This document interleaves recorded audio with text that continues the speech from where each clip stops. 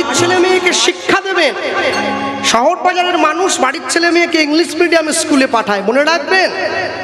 সবার আগে এই শিক্ষাটা দেন, বাংলার জন্য একজন শিক্ষক, ইংরেজির জন্য একজন মাস্টারমশাই, ভূগোলের জন্য একজন মাস্টারমশাই, প্রত্যেকটা বিষয় আলাদা আলাদা করে মাস্টারমশাই, যাতে সব বিষয়ে ভালো নাম্বার পায় আপনার বাড়ির ছেলেটা। আচ্ছা, সব বিষয়ের জন্য আলাদা করে মাস্টারমশাই দিয়েছেন, যাতে আপনার ছেলে সুসংস্কার শিখতে পারে, এর জন্য একটা মাস্টারমশাই দিয়েছেন কি? জীবন খাতার প্রতি পাতায় যতই করো দেওয়া নেওয়া, গান আছে না? জীবন যাতে সুন্দর করে গড়ে উঠতে পারে, এর জন্য একটা শিক্ষক দরকার। বড়দের গায়ে পা লেগে গেলে সরি বলবে না, পায়ে হাত দিয়ে প্রণাম করবে। আগে তো এই শিক্ষাটা শেখাবে, আধ্যাত্মিক উন্নতি করাবে, তবে তোমার সংসার সুখের হবে। কাঁড়ি কাঁড়ি টাকা আনলে, অনেক দূর পর্যন্ত পড়াশুনো করলে, শোনো, যে সমস্ত বাড়ির মানুষ মনে করে আমাদের বাড়ির বড় বড় মেয়েরা ছোট ছোট পোশাক পরে, এরা বড্ড আধুনিক হয়েছে, আমার মনে হয় তার থেকে আমার মেদিনীপুরের গরুগুলো বেশি আধুনিক, কেন ওরা পোশাকই পরে না, এমনি ঘুরে বেড়াচ্ছে। এর থেকে আধুনিক আর কি হতে পারে? হ্যাঁ, এর থেকে আধুনিক কি হতে পারে? মনে রাখবে, নিজের দেহ অপরকে প্রদর্শন করা, অপরকে দেখিয়ে বেড়ানো, এর থেকে বড় নির্লজ্জতা জগতে আর কিছু হবে আর হয় বলে আমার মনে হয় না। এর থেকে বড় লজ্জা কিছু নেই। কেন? সবার আগে মনে রাখবে, তুমি সনাতন হিন্দু ধর্মে জন্ম নিয়েছ, তুমি সনাতন ধর্মের মানুষ, সেই ধর্মকে সম্মান করো, নিজের মাটিটাকে সম্মান করো। ও আমার দেশের মাটি, তোমার উপরে ঠাকাই মাথা। তিলক নিয়ে উপহাস্য করো না, তিলক দেশের মাটি, দেশের মাটি কপালে দিলে তবে তো তোমার দেশের কথা মনে পড়বে, তাহলে পড়বে কি করে? ইসকনের যিনি বর্তমান প্রেসিডেন্ট রয়েছেন, জয় পতাকা স্বামী মহারাজ, আমি যদিও সেই মতের সেই পথের নয়, তবু তাকে আমি সম্মান করি। কেন করব না? তিনি যেদিনকে প্রথম দমদম বিমানবন্দরে নেমেছিলেন, এরোপ্লেন থেকে নামার আগে নিজের পায়ের জুতোটা খুলে কর্মচারীর হাতে দিয়েছেন। সাংবাদিকরা প্রশ্ন করছেন, স্যার আপনি এত উঁচু দরের মানুষ হয়ে জুতোটা খুললেন কেন? তিনি উত্তর দিচ্ছেন, যে ভারতবর্ষের মাটিতে আমার চৈতন্য মহাপ্রভুর চরণের ধুলি পড়েছে, আমি কত বড় মূর্খ, সেই ভারতবর্ষে পা দেবো তা আবার জুতো পরে। জুতোটা খুলে নেমে দমদম বিমানবন্দরে ষষ্ঠাঙ্গে দণ্ডবোধ করছেন। আমেরিকার থেকে এসেছেন, তার চৈতন্য হলো, আর আমি দুপাতা ইংরেজি পড়ে আমার চৈতন্য হবে কি? আমি আরো অচেতন অন্ধকারে ডুবে চলে গেলাম। আমার কবে বোধ হবে, কবে চৈতন্য হবে? বৃন্দাবনে আমি যখন গিয়েছিলাম, আমি বৃন্দাবনে গিয়ে লক্ষ্য করেছিলাম, প্রথমবার গিয়ে একটা আশ্চর্য জিনিস। আমাদের বাংলায় যখন ভগবানের সেবা হয়, যারা ভক্তরা বসে আছেন বাড়িতে, সবার ঘরে ভগবানের সেবা হয়, আমাদেরও হয়, কিন্তু আমাদের ঘরের সেবা আর ভক্তদের ঘরের সেবা দুটো তো এক নয়। আমার ঘরের সেবা কিরকম? এইটুকু থালা একটা আছে, নকুলদানা দুটো দিয়ে, এইটুকু গ্লাসের জল একটা দিয়ে, ছট করে দিয়ে ঝট করে সেবা, মানে 1 মিনিটের মধ্যে সব শেষ, দিলাম আর তুলে দিলাম। এটা আমাদের ঘরের সেবা, মানে সেবার নামে হলো, সেবা হলো না। আর ভক্তদের ঘরের সেবা কিরকম? সুন্দর গোসাই পরশ হলো, নাকে কাপড় বেঁধে দেয়, গোসাই পরশ হলো, প্রত্যেক দিন সেই বাড়ির মা করেই চলেছে, তার কোনো বিরক্তি প্রকাশ নেই, করেই যাচ্ছে। এবার মন্দিরে ঢুকিয়ে দিল, একদম 11:30 পৌনে 12টার মধ্যে এসে গেলেন বাবা ঠাকুর ঘরে, ঢুকে একবারে সমস্ত তুলসী টুলসী দিয়ে দরজা থেকে বাইরে বন্ধ করে দিয়ে, যার গুরু ঘরে যে শিক্ষা আছে দাঁড়িয়ে একদম শিখল করতাল নিয়ে চিৎকার করে ভজ পতিত উদ্ধারণ শ্রী গৌর হরি, কেউ বলে ভজ ভকত বৎসল শ্রী গৌর, সেবা দিচ্ছে। আর এই উত্তরের মধ্যে আঁচল নিয়ে গিয়ে হাত ঢুকিয়ে একবারে আচমন সেরে, তারপর 3টে তালি দিয়ে পর্দা সরিয়ে প্রসাদ। আমি যখন বৃন্দাবনে গেলাম, আমি আশ্চর্য হয়ে গেলাম, আমরা বাংলায় ভগবানকে সেবা দেই, দরজাটা বাড়ির বাইরে থেকে বন্ধ করে দিয়ে, ব্রজের মায়েরা তারা ভগবানকে সেবা দিচ্ছে, দরজাটা বাড়ির ভেতর থেকে বন্ধ করে দিয়ে। আমি চিন্তা করলাম, এ আবার কেমন সেবা? এ জীবনে কোনোদিন শিক্ষা দীক্ষার ঘরে যায় নাই নাকি? হ্যাঁ, এ কেমন সেবা? সেই মা যখন 8 ঘন্টা পরে বেরিয়ে এসছে, দেখছি একটা ছেলে দাঁড়ায়, কি ব্যাপার? মা আমি মেদিনীপুর থেকে এসছি। ও বাংলার মানুষ, আগে এসো ভেতরে এসো, কিছু বলবে? আমি বলছিলাম কি মা, আমরা বাংলায় যখন ভগবানের সেবা দেই, আমরা দরজাটা বাড়ির বাইরে থেকে বন্ধ করে দিই, আপনি যে ভগবানের সেবা দিচ্ছেন দরজাটা বাড়ির ভেতর থেকে বন্ধ করে দিচ্ছেন, এ কেমন সেবা বিধি? বলে এটা তোমাকে বলতে পারবো না। বলতে যদি পারবেন না, যে পড়াটা জীবনে কাজেই লাগবে না, বাবার হইল আবার্য সারিল ঔষধে, ও জেনে আমার বাবার কি হবে?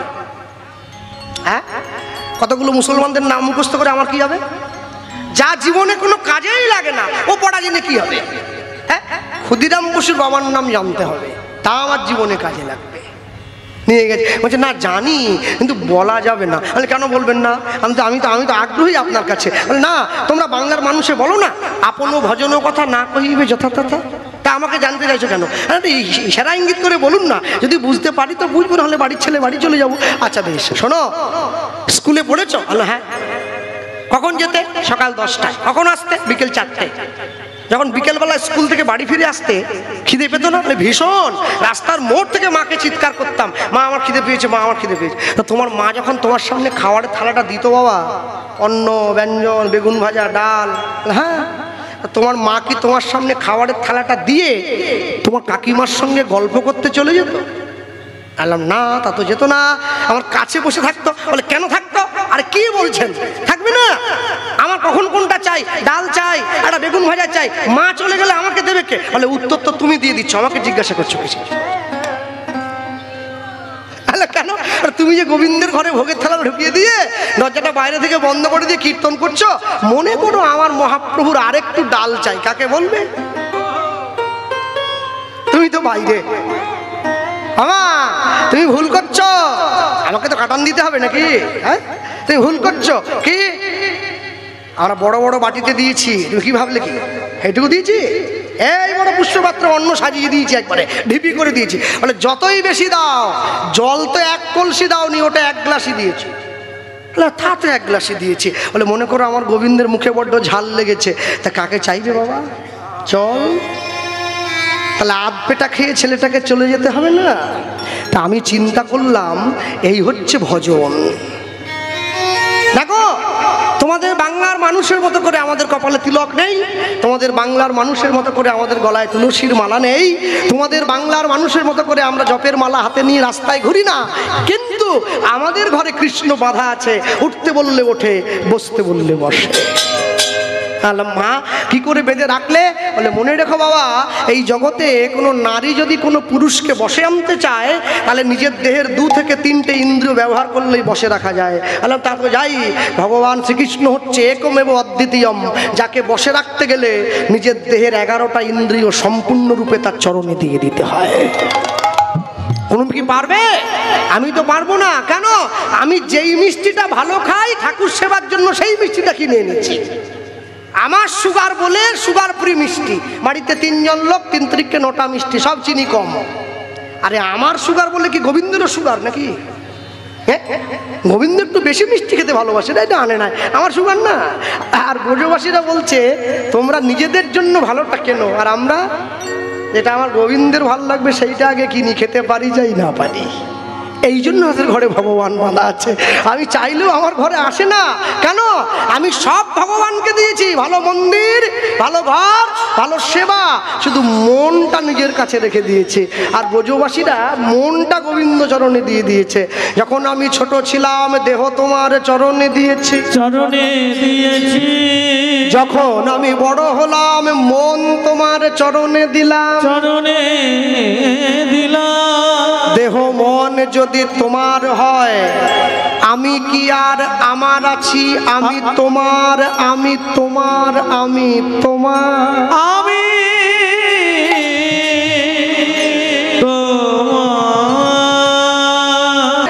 অনেক কথা বলার আছে। আজকে শেষ দিন, তাড়াহুড়ো করবেন না। ঠিক সময়ে যখন আপনাদের বিরক্ত লাগবে আমাকে এরকম করে দেবেন, সব শেষ করতে হবে। আমার তো ভালো, শেষ করলেই টাকা নিয়ে ছুটে বাড়ি চলে যাবো একবারে সাথে সাথ। হ্যাঁ, তবে দুঃখ করবেন না, আমার টাকা কম, মানুষটাই তো অল্প, টাকাও অল্প, কি আর করবো। যাক, তা বলতে কি আমি বলবো, সবার আগে গৌরচন্দ্রিকা সমাপনের পর আমরা একসঙ্গে বলতে পারি, পরে করতালি দিই, তারপর লীলা মাধুর্য প্রবেশ করবো, একসঙ্গে বলবো। কি বলবো? কৃষ্ণ নাম, কৃষ্ণ নাম, কৃষ্ণ নাম করো। আস্তে একটু বাহু তোলা যায়, হ্যাঁ, একটু তালি দেওয়া যায়। কৃষ্ণ নাম, কৃষ্ণ নাম, কৃষ্ণ নাম করো, কৃষ্ণ নাম, কৃষ্ণ নাম, কৃষ্ণ নাম করো ধ্বনি কৃষ্ণ নাম কৃষ্ণ নাম কৃষ্ণ নাম করো কৃষ্ণ নাম মধুর নাম কৃষ্ণ নাম করো কৃষ্ণ নাম কৃষ্ণ নাম কৃষ্ণ নাম করো কৃষ্ণ নাম মধুর নাম হরি নাম করো কৃষ্ণ নাম কৃষ্ণ নাম কৃষ্ণ নাম করো কৃষ্ণ নাম কৃষ্ণ নাম কৃষ্ণ নাম করো কৃষ্ণ নাম কৃষ্ণ নাম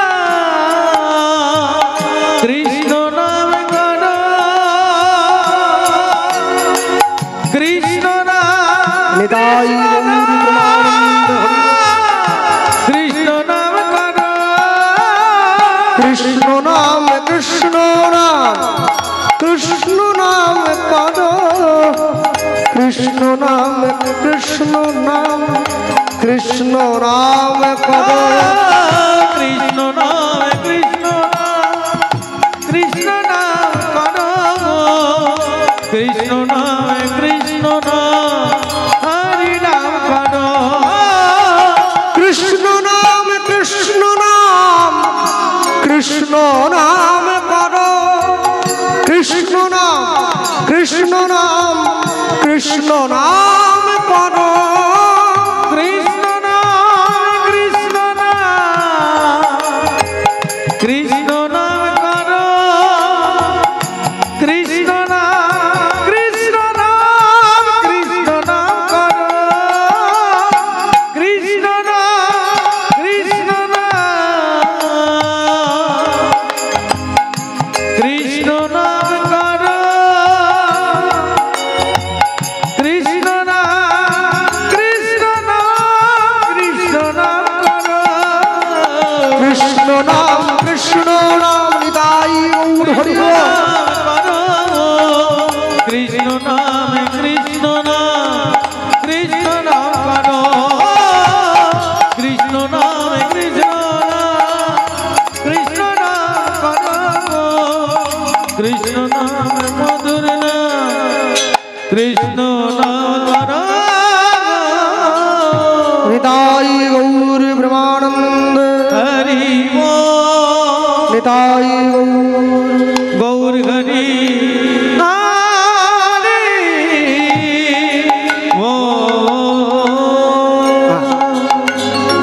লীলা মাধুর্য প্রকাশ যাবে এই জায়গায় দাঁড়িয়ে সবার আগে বলতে গিয়ে বলবো বৈষ্ণব জগতে ভক্তি শাস্ত্রের জগতে যত নিয়ম কানুন আমরা দেখছি এই সমস্ত নিয়ম ছয় গোসাইয়ের কাছ থেকে এসেছে। নাম পূরণের পদাবলিতে আমরা কীর্তন করি হরিহরায় নম কৃষ্ণ যাদবায় নম যাদবায় মাধবায় কেশবায় নম গোপাল গোবিন্দ নাম শ্রীমধুসূদন গিরিধারী গোপীনাথ মদন মোহন। ওইখানে আমরা গাই জয়রূপ সনাতন ভট্ট রঘুনাথ শ্রীজীব গোপাল ভট্ট দাস রঘুনাথ। এই ছয় গোসাইয়ের করি চরণ বন্দন যা হইতে বিঘ্ন নাশ অভীষ্ট পূরণ। এই ছয় গোসাই যবে ব্রজে কইলেন বাস ব্রজে রাধাকৃষ্ণের নিত্য লীলা ভুবনে প্রকাশ। তাই বলতে গিয়ে বলবো এই যে ছয় গোসাইয়ের নাম আমি বললাম এই ছয় গোসাইয়ের মধ্যে থেকে একজন বৈষ্ণবের কথা আমরা শুনবো হরিবসরের অন্তিম দিনে দাঁড়িয়ে। তবে খুব একটা আনন্দের মধ্যে নয়, একটু বিরহের মধ্যে দিয়ে যাব, কারণ যিনি এই হরিনাম সংকীর্তন লীলা সংকীর্তন করাচ্ছেন তিনি অনেক কষ্ট করে আয়োজন করেছেন আমরা সকলে জানি।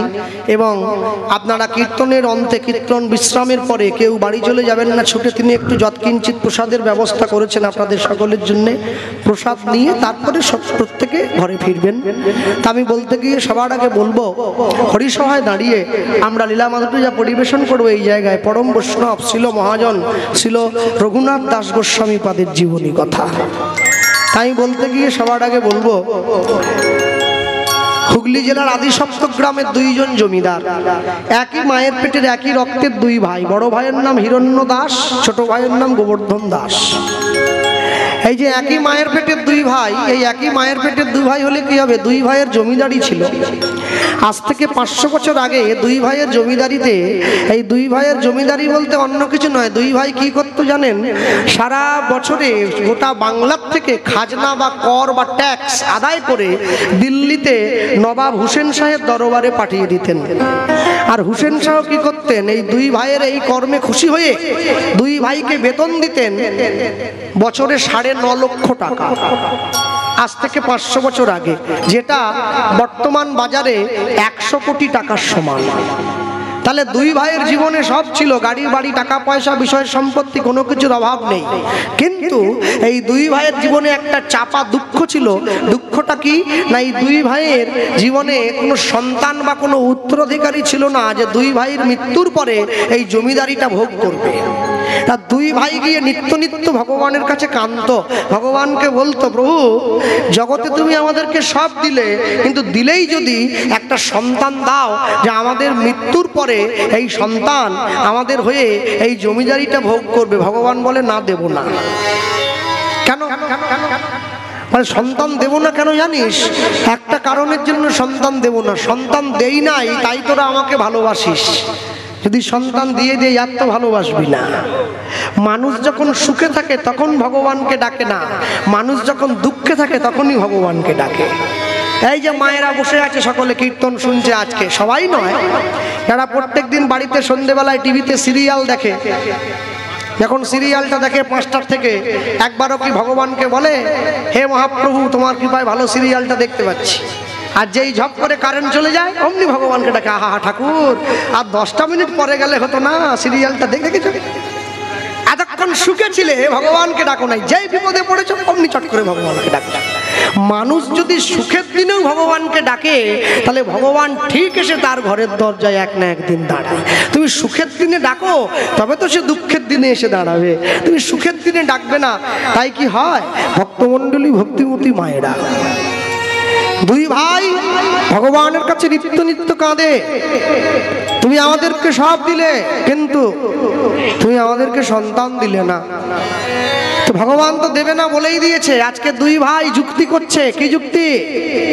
দুই ভাই যুক্তি করলো জানো তো, এতদিন পর্যন্ত আমরা ডেকেছিলাম আমাদের নিজেদের জন্য সন্তান, আজকে ভগবানকে বুদ্ধি করে ডাকবো, প্রভু আমরা নিজেদের জন্য নয়, তোমার সেবার জন্য একটা সন্তান চাই, যে আমাদের মৃত্যুর পরে তোমার সেবাটা কে দেবে, দেখি তুমি কি করে মুখ ফিরিয়ে থাকতে পারো। দুই ভাই ছুটে গিয়ে মন্দিরে ভগবানের কাছে ভগবানের চরণটা জড়িয়ে ধরেছে। ভগবানের চরণটা জড়িয়ে ধরে ভগবানের কাছে চাইলো, প্রভু দিতে যদি হয় তাহলে এমন একটা সন্তান দেবে যে আমাদের মৃত্যুর পরে শুধুমাত্র তোমার সেবা করে তোমার সেবাটা বাঁচিয়ে রাখবে। আস্তে কি দিল? হাত পেতে চাইলো, শ্যাম রাধা শ্যাম, রাধা শ্যাম, রাধা শ্যাম, শ্যাম রাধা শ্যাম, রাধা শ্যাম, রাধা শ্যাম, শ্যাম রাধা শ্যাম, রাধা শ্যাম, রাধা শ্যাম, শ্যাম রাধা শ্যাম, রাধা শ্যাম। জপনাম মুখে মূরতি রাখো বুকে, জপনাম মুখে মূরতি রাখো বুকে, আনন্দে গাহো অবিরাম অবিরাম, শ্যাম রাধা শ্যাম, রাধা শ্যাম, বিদায় শ্যাম রাধা শ্যাম, রাধা শ্যাম, রাধা শ্যাম, শ্যাম রাধা শ্যাম, রাধা শ্যাম। অমৃত শশধর শ্যামল সুন্দর,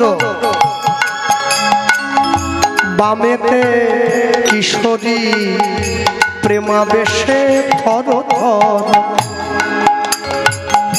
গানের ভাষাটা এত সুন্দর, যারা আমরা কীর্তনে হিন্দি ভজন শুনতে অভ্যস্ত, হিন্দি ভজন হলে হাতের তালি দেই, কিন্তু মনে রাখবেন হিন্দি ভজনের অর্ধেক মানে কিন্তু আমি বুঝি না, সবাই দিচ্ছে আমিও দেই, কিন্তু আমার মাতৃভাষা বাংলা, তাই বাংলায় কথা বলি, বাংলায় খাই, বাংলা মায়ের কোলে মাথা রেখে ঘুমোই, তাহলে গানটা হিন্দি হবে কেন? অমৃত শশধর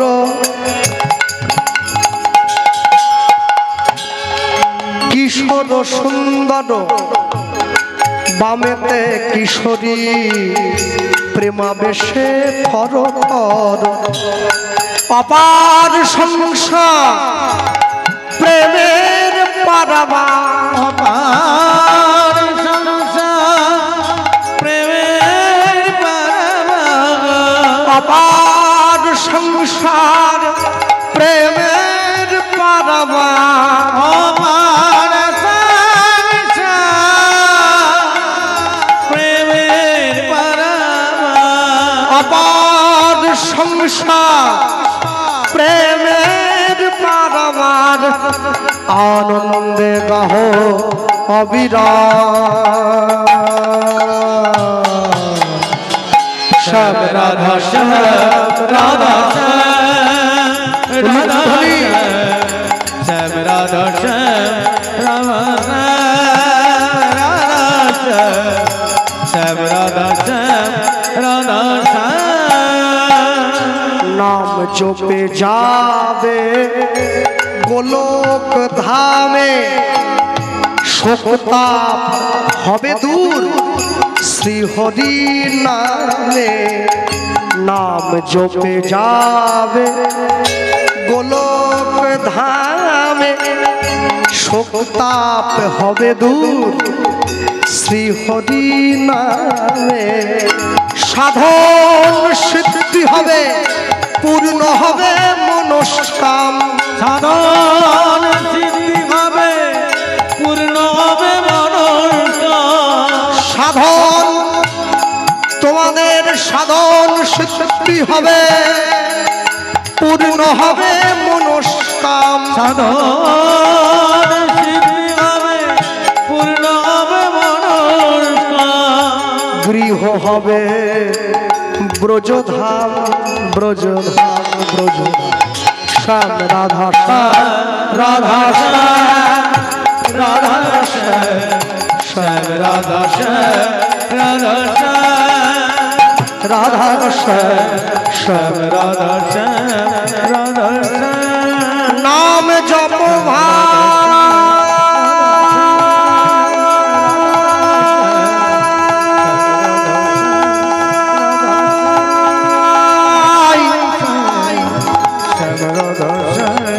নাম জপ ভাই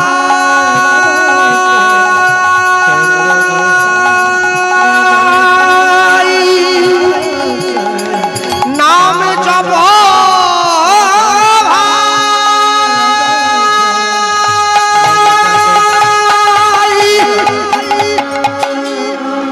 শ্যাম রাধা শ্যাম রাধা শ্যাম রাধা শ্যাম রাধা শ্যাম রাধা শ্যাম রাধা শ্যাম শ্যাম রাধা শ্যাম রাধা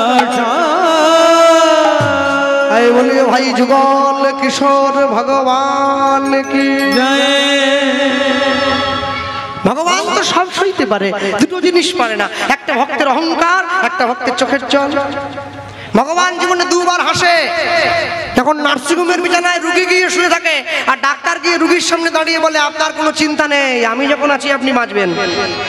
ভগবান আসছে ডাক্তারের দিকে তাকিয়ে বলে হ্যাঁ গো ডাক্তার, তুমি যে রুগীকে বাঁচার গ্যারেন্টি দিচ্ছ, তুমি নিজে কতক্ষণ বাঁচবে তোমার সে গ্যারেন্টি কে দিল? বলে না, একটু মনের জোরটা বাড়াচ্ছিলাম আর কি। আরেকবার ভগবান হাসে, তখন জানেন যখন দুই ভাই পিতা ফেলে জায়গা ভাগ করে, তোর 5 কাঠা আমার 5 কাঠা। ভগবান মনে মনে ভাবে কার সম্পত্তি কাকে দাও রে, পরের জায়গা পরের জমি ঘর বানাইয়া রই, আমি তো সেই ঘরের মালিক নই। ভগবানের চরণে নয়নের জল যেই দিল, ভগবান দৈববাণী করলেন, অচিরাতে তোমাদের ঘরে এক পুত্র সন্তান জন্ম গ্রহণ করিবে, জনগণ করিবে। আমার ভক্তির বলে সন্তান বলবান হইবে, বলবান হইবে। এই সন্তান কভু তোমাদের ঘরে না রহিবে, জগৎ মাঝে আমার লীলা কথা, আমার লীলা কথা দারে দারে প্রচার করিবে, জগতে আমার লীলা কথা দারে দারে প্রচার করিবে। দুই ভাই ভগবানের মন্দির থেকে বেরিয়ে এসে চোখের জলটা মুছতে মুছতে এক ভাই আরেক ভাইকে বলে উঠল, হ্যাঁ রে ভাই, ভগবান যে বলল আমাদের ঘরে একটা ছেলে হবে, আমাদের ঘরে একটা পুত্র সন্তান জন্ম নেবে। পিতামাতার মৃত্যুর পরে পিতামাতাকে পিণ্ড দান করে পুত নামক নরক থেকে উদ্ধার করে বলে সন্তানকে বলা হয় পুত্র। गोस्वामी तुलसीदास जी बोलें एक दार से बाहर होता है पूत और मूत, जो भजे हरि वह पूत, जो बिना भजे हरि वह मूत।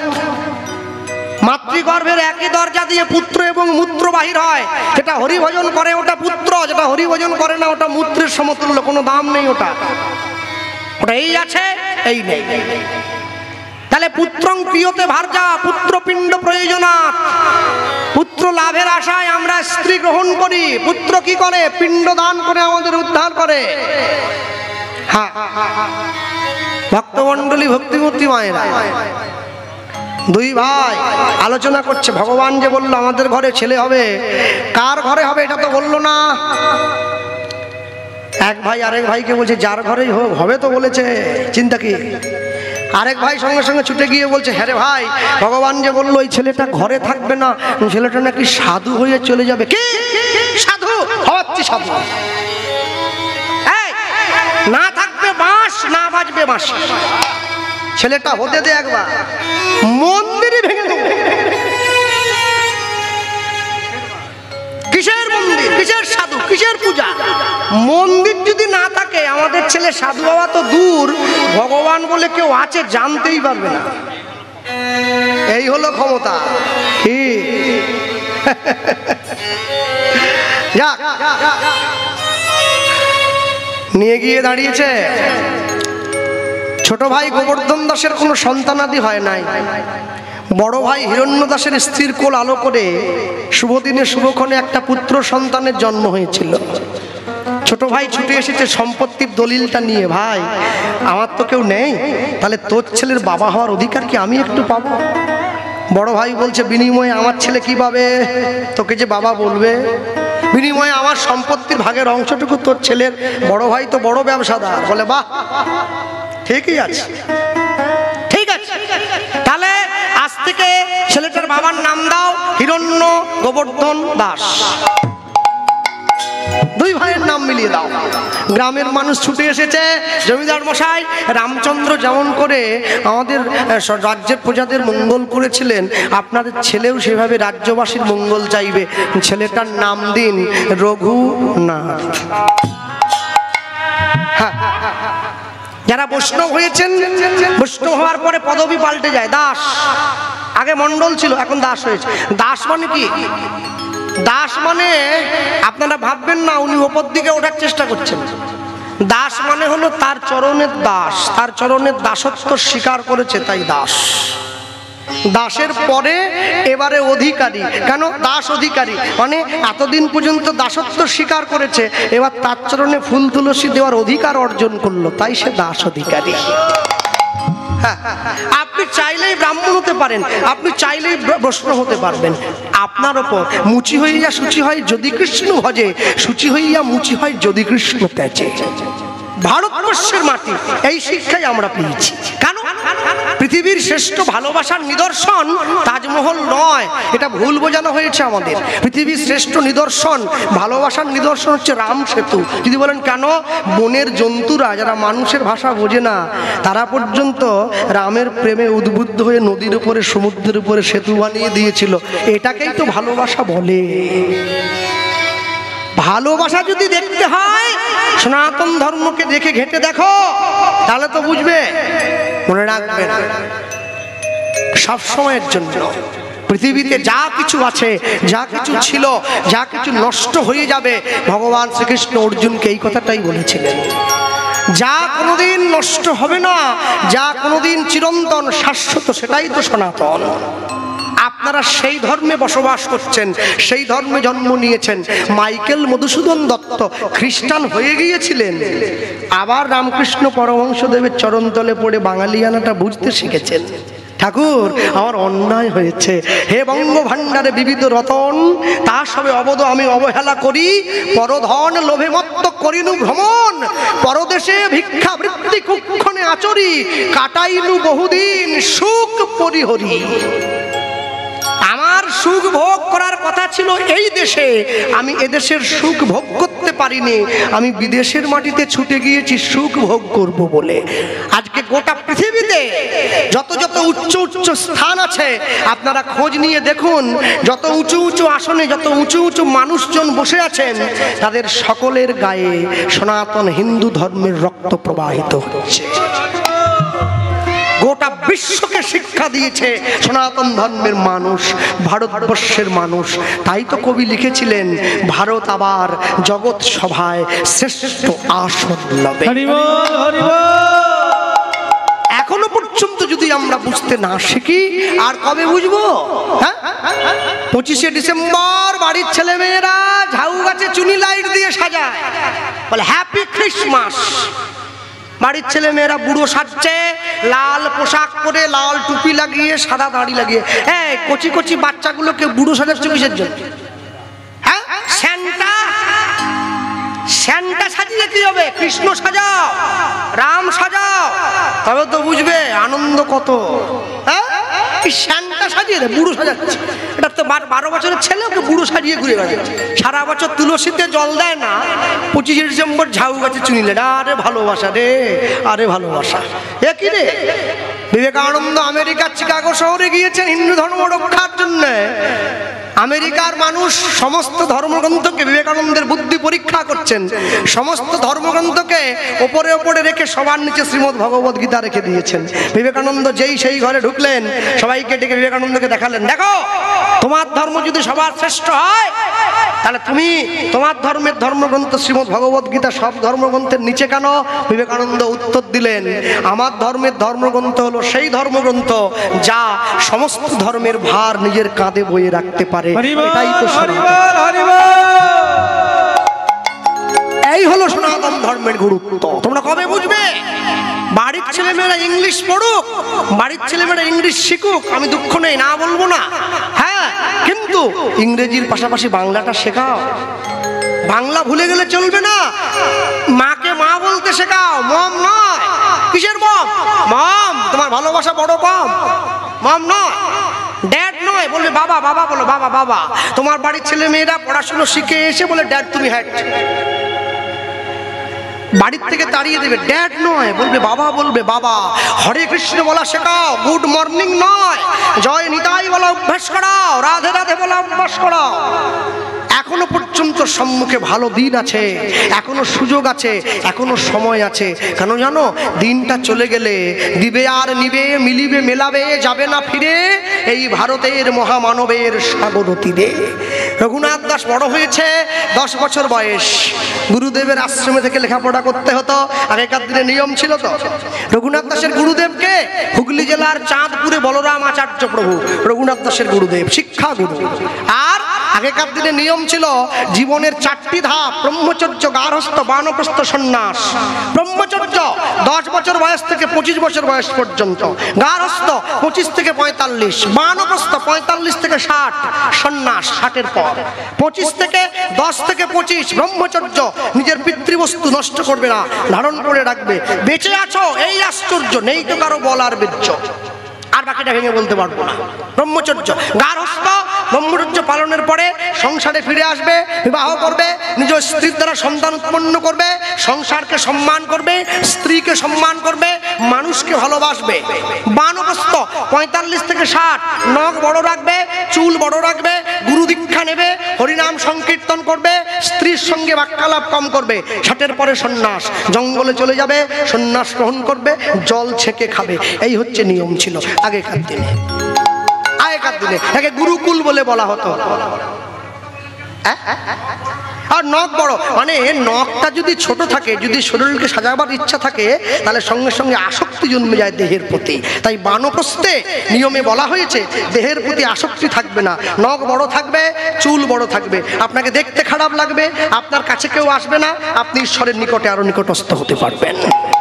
তাই জন্য হ্যাঁ নিয়ে গেছে রঘুনাথ দাসের গুরুদেবের বাড়িতে, রঘুনাথকে নিয়ে যাওয়া হচ্ছে, হাত ধরেছে নিয়ে যাচ্ছে, গুরুদেব দাঁড়িয়ে রয়েছে, জমিদারের ছেলে আসছে, রঘুনাথ দাস পালকির থেকে নামলো, গুরুদেবের চরণটায় গিয়ে বসেছে।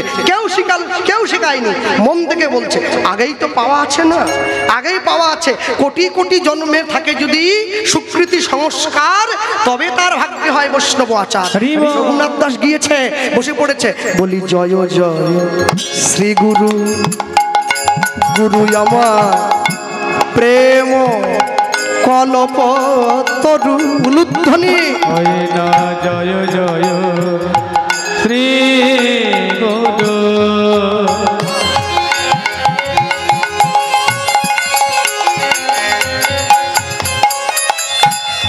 গুরু আমার প্রেম কলপ বড় অদ্ভুত যাক পরকাশ, বড় অদ্ভুত যাক পরকাশ, বড় অদ্ভুত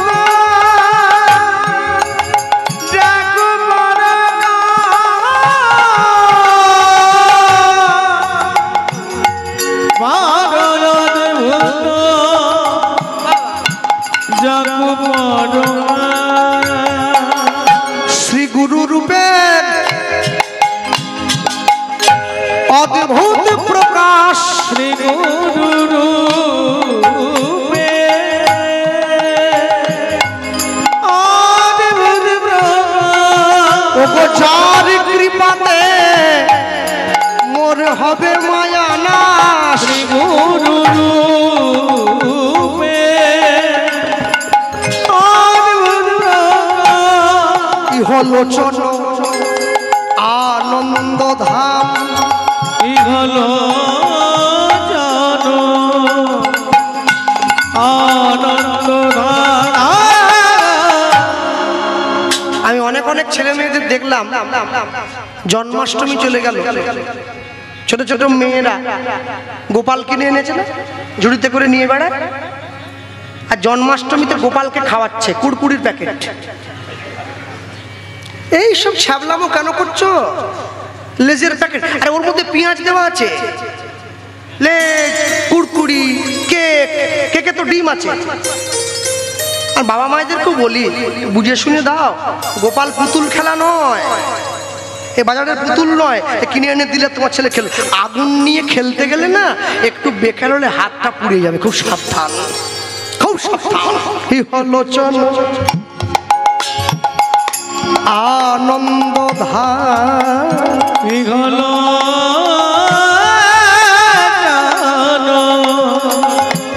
আনন্দ আমার হিয়া অজ্ঞান ও গতি মির বড় জ্ঞান, হিয়া আগে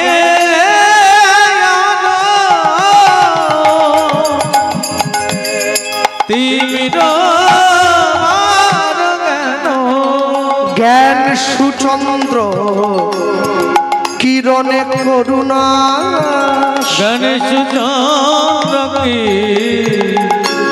কিরণে করুণা, আমার অজ্ঞান আধার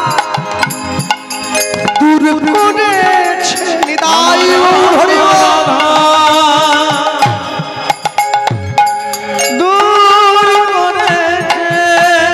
পরম দয়াল শ্রী গুরুদেব আমার দূর করেছে, বলি জ্ঞানের প্রদীপ জ্বালাইয়ে দিয়ে আমার দূর করেছে, আমার মোহ অন্ধ অন্ধকার দূর করিল, আমার আমায় চরণ ছত্র ছায়া দিয়া, আমায় করুণা ছত্র ছায়া তলে রাখিয়া, আমি নিলাম নিলাম শরণ নিলাম, আমি তোমার চরণ ভিন্ন আর কিছু চাহি না, আমায় দাও দাও তুমি আশ্রয় দাও হে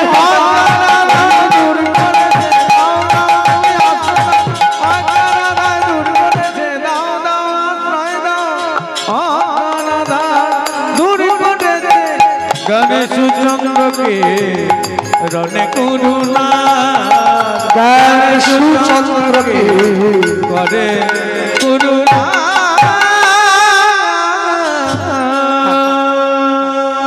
আমার গুরুদেবের কাছে গিয়ে আমি যখন বুঝেছিলাম বাবা আমি আপনার চরণে আশ্রয় নিতে এসেছি, বলে কি দিবি, কি দেবো?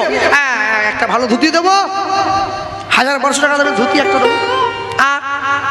আপনি তো প্যান্ট শার্ট পরেন না, একটা পাঞ্জাবি দেবো, বেশ দামি একটু, আমি হরিনাম করে আমার অনেক পয়সা নেন তো, দেবো পাঞ্জাবি দেবো। আর আর কি 2001 টাকা দেবো, মাত্র 2000 দিবি? আচ্ছা বেশ 5001 টাকা দেবো। আমার গুরুমা পাশ থেকে বসে বলছে,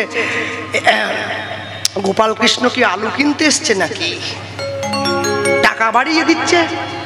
গুরুদেব বলছে আর কি দিবি? আর কি বলবো, যখন আশ্রমে বড় উৎসব হবে তখন আমি এসে দান ধ্যান করবো। বলে আর কি? বলে আর তো দেওয়ার মতো কিছু নাই। বলে হয়ে গেল, সব শেষ, বেলুনের হাওয়া বেরিয়ে গেল, আর নেই। তাহলে বলে শোন, আমার 1 লক্ষ শিষ্য জানিস, তা তুই যে আমাকে পাঞ্জাবিটা দিবি, তা আমার গোডাউনে যে পাঞ্জাবি আছে যদি 100 টাকা করে বিক্রি করি বাবা, তাহলে কম করে 2 থেকে 3 লাখ টাকার পাঞ্জাবি হবে। তা তোরটা কবে পরবো, সময় নাই। তাহলে কি নেবেন আপনি বলুন? এটা সোনার হাত দিয়ে দিই, হাতটা পরবেন। বলে আমি সোনা পরি না তো, সোনা পরলে অহংকার বেড়ে যায়, পরবো না। তা কি নেবেন? হাতটা বাড়িয়ে দিয়েছে। কি টাকা? টাকা টাকা আছে, হ্যাঁ এই ঝোলা আছে, ঝোলা, এই ঝোলায় অনেক টাকা আছে, ভিক্ষা করতে বেরোলেই টাকা এসে যায়, সব টাকা। তা কি দেবো? এই যে দেখ এই ঝোলাটা আছে, এই ঝোলাটা দে, এই ঝোলাটা ধর, আমার দিয়েছে। আর হাতটা বাড়িয়েছে, তাহলে কি আজ থেকে তোর জীবনে যদি দুঃখ কষ্ট আছে তুই আমায় দিয়ে দে। কেন? তুই সংসার করবি তো, সংসারে ঢুকবি তো, সংসারে ঢুকলে কষ্ট পেতে হবে রে, আমি জানি। অনেক সমস্যা আসবে, বহু সমস্যা। যখনই সমস্যায় পড়বি চোখ বুঝে আমার মুখটা মনে করিস, তোর সমস্যাটা আমি নিয়ে নেব। হ্যাঁ মনে রাখবে, সব সময়ের জন্য জীবনে যা কিছু, জীবনে যা সমস্ত কিছু হবে, গুরুদেব যদি ভজন করতে বসে শিষ্যের মুখটা মনে করে, শিষ্যের ভজন করার দরকার হবে না। হ্যাঁ, আমাদের মেদিনীপুর থেকে একজন লোক জগন্নাথ দেবকে দর্শন করতে গিয়েছে পুরীধামে। এখন তো ট্রেন হয়েছে, আগে তো পায়ে হেঁটে যেতে হতো। আর যেই গিয়েছে জগন্নাথের পূজারী মন্দিরের দ্বারটা, তুমি ভেতরে যাবে না। বলে কেন? এত লোকে যাচ্ছে, আমি যাবো না কেন? বলে না, জগন্নাথ দেব তোমার মুখটা দেখবে না। না বলে বলে তোমার জগন্নাথ কেমন জগন্নাথ গো? হ্যাঁ, এত লক্ষ লক্ষ মানুষ ছুটে আসছে, জগন্নাথ দেব সবার মুখটা দেখবে আর আমার মুখটা দেখবেন, এটা কি পাপী মুখ? বলে পাপী মানে মহাপাপী। আর কেন? কি করে তুই বুঝলে আমি পাপী? ওই জগন্নাথ দেব আমাকে স্বপ্ন দিয়েছে গত রাত্রিতে। কি স্বপ্ন? বলে ত্রেতা যুগে যখন রাম রাবণের যুদ্ধ হচ্ছিল না, তখন তুমি রাক্ষসদের পক্ষে ছিলে, তুমি রাক্ষসগুলোকে কাশি বাজিয়ে ঘুম থেকে তুলতে। ওই জন্য জগন্নাথ দেব বলেছে আমি রাক্ষসের মুখ দেখব না। যেই বলেছে ওই লোকটা একবারে নাচতে নাচতে বাড়ি ফিরে যাচ্ছে। তো বাকিরা বলছে কি দুঃখ কর, জগন্নাথ দেব তোর মুখ দেখবে না, তুই দুঃখ করছিস না, নাচতে নাচতে যাচ্ছিস। ওই লোকটা সঙ্গে সঙ্গে বলছে বইয়ে গেল, তোমাদের জগন্নাথ আমার মুখ দেখবে না, আমার বইয়ে গেল। বলে কেন? বলে এই যে শোনো, 2024 সালে দাঁড়িয়ে সবাইকে বলছি কি, মানে ত্রেতা যুগ থেকে স্বয়ং জগন্নাথ যার মুখটা মনে রেখেছে, তার কি জগন্নাথ দর্শনের কোনো প্রয়োজন আছে বলে মনে হয়? হরি বল, হরি বল, হরি বল। আরে আমি জগন্নাথকে মনে রাখি, জগন্নাথ তো আমাকে মনে, এতেই হবে। আমার মতো রাক্ষসকে যে মনে রেখেছে, ব্যাস আমার চাওয়ার মতো আর কিচ্ছু নাই, এতেই আমার সব পাওয়া হয়ে। তাই জন্য গুরুদেব যদি শিষ্যকে মনে রাখে, এতেই শিষ্যের কল্যাণ হয়ে যাবে।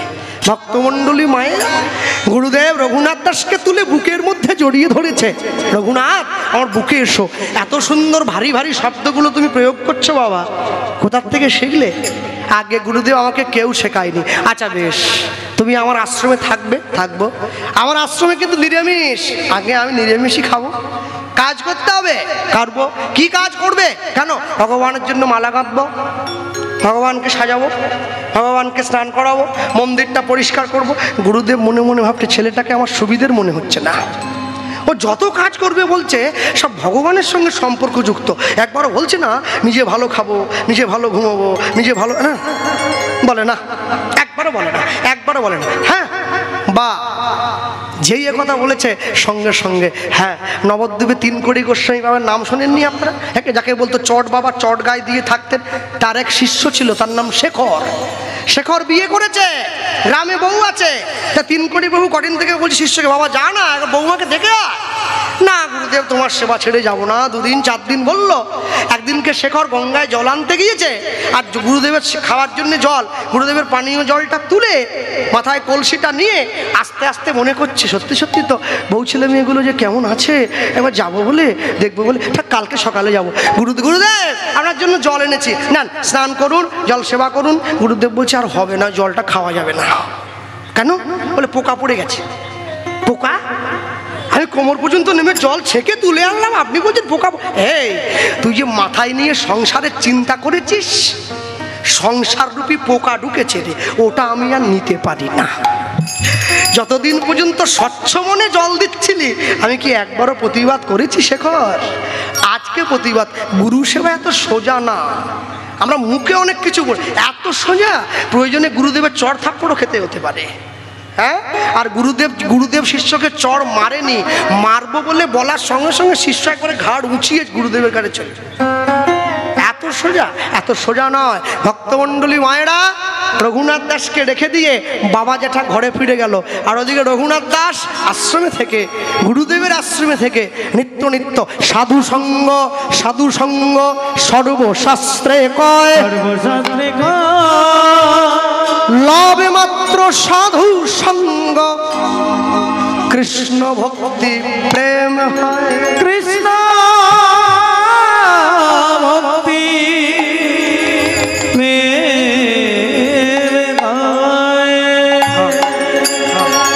সাধু সঙ্গ, সাধু সঙ্গ সর্বশাস্ত্রে কয়, লবে মাত্র সাধু সঙ্গ, কৃষ্ণ ভক্তি প্রেম হয়। একদিনকে সেই গুরুদেবের আশ্রমে দেখুন টিপাটা গড়ে আসছে কেমন করে। নামাচার্য ছিল ঠাকুর হরিদাস ঠাকুর আসছেন বলদেব আচার্য গুরুদেবের গৃহে, আর ওই যে বলরাম আচার্য প্রভুর গৃহে হরিদাস ঠাকুর আসছেন। রঘুনাথ দাসের কানে খবরটা পৌঁছে গেছে। রঘুনাথ দাস গুরুদেবকে বলছেন, গুরুদেব আশ্রমটা এত সুন্দর সাজানো হয়েছে, কে আসছে আজকে? তুমি যাবে? আমাদের আশ্রমে হরিদাস ঠাকুর আসছেন। বা আমাকে নিয়ে চলুন না, সেই মানুষটাকে একবার দেখে আসি।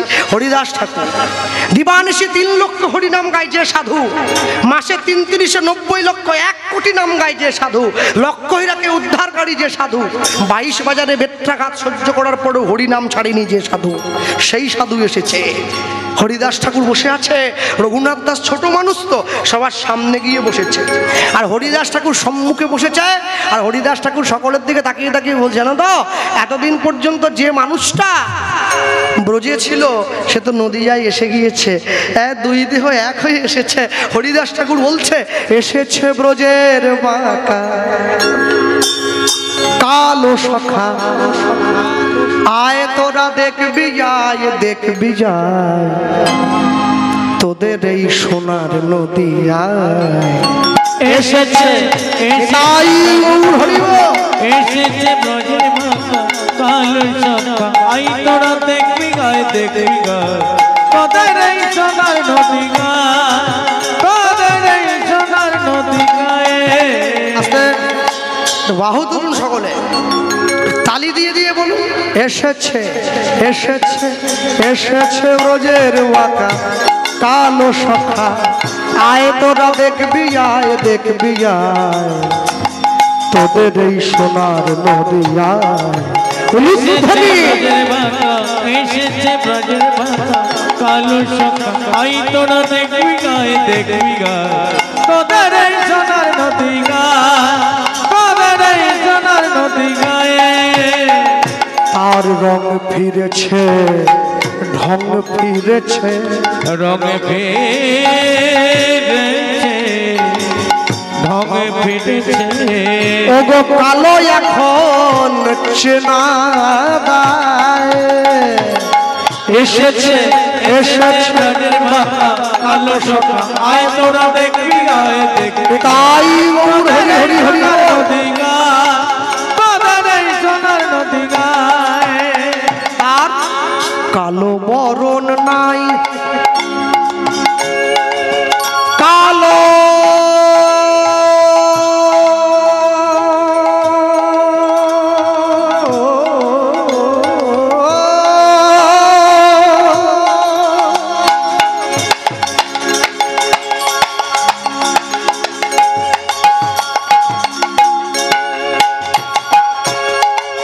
কালো বরণ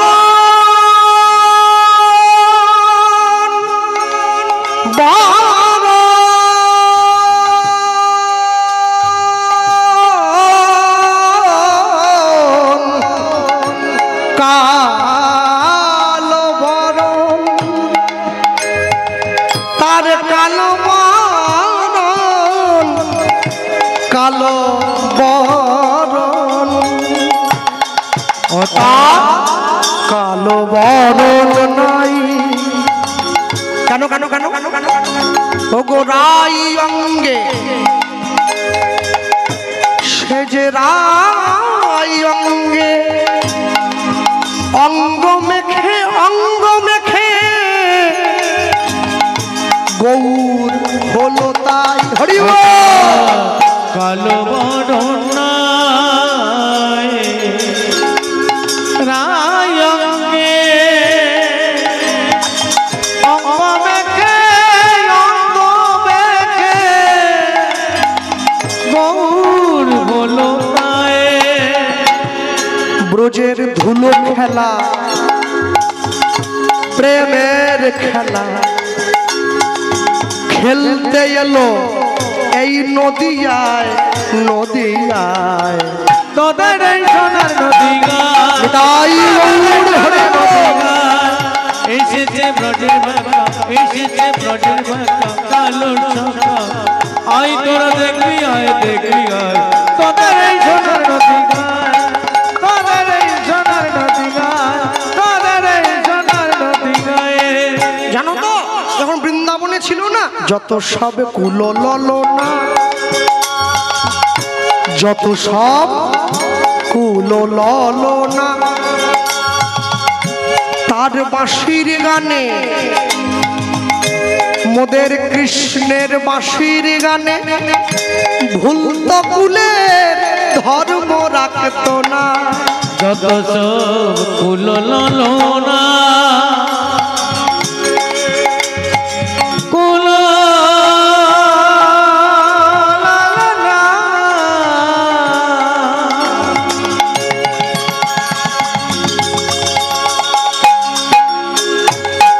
কুলো ললনা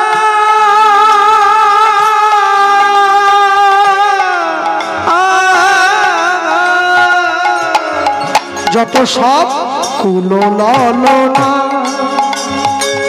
তার বাঁশির গানে ভুলত কুলের ধর্ম রাখত না রাধা প্রেমের নাগর রসের সাগর প্রেম বিলাতে এ ধরায় এ ধরা তোদের এই হরি হরি রাধে রাধে নদিয়া এসেছে ব্রজের বাঁকা এসেছে ব্রজের বাঁকা কালো সখা আই তোরা দেখবি হয় দেখবি হয় তোদের এই সোনার নদিয়া তোদের এই সোনার নদিয়া তোদের এই সোনার নদিয়া এই মহাজন কথা বলে যিনি লিখেছেন তিনি কে তিনি অন্য কেউ নয় দাস বিশ্বরূপে কয় এখানে বলি এই মহাজন পদাবলীর যিনি পদকার বিশ্বরূপ দাস ঠাকুর মালদা জেলার রামকেলি নিবাসী, তিনি ভগবান মানতেন না। নিজের স্ত্রীকে বললেন, তোমার গৌর যদি সত্যি সত্যি থেকে থাকে, কালকে সকালবেলায় আমার বাড়ির সামনে যে পুকুরটা আছে, পুকুরের জলটা যদি মিষ্টি হয়ে যায় তাহলে বুঝবো ঈশ্বরের কৃপা আছে। পরের দিন সকালে গিয়ে পুকুরের জল যে মুখে দিয়েছে, জলটা মিষ্টি হয়ে গেছে। সেই পুকুরের পাড়ে বসে লিখলেন, দাস বিশ্বরূপে কয় এমন হয় কি না আর হয়, দাস বিশ্বরূপে এমন হয় কি না। ওগো সময় বুঝে ওই চরণ তলে সব সঁপে দিতে হয়। সময় বুঝে ওই চরণে সঁপে দিতে হয়।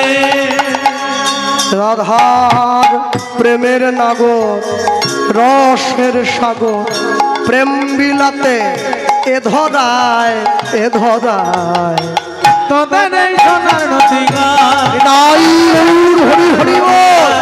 এসেছে ব্রজের ভাকা, এসেছে ব্রজের ভাকা, কালো চক্র আই তোরা দেখি। হা গৌরমা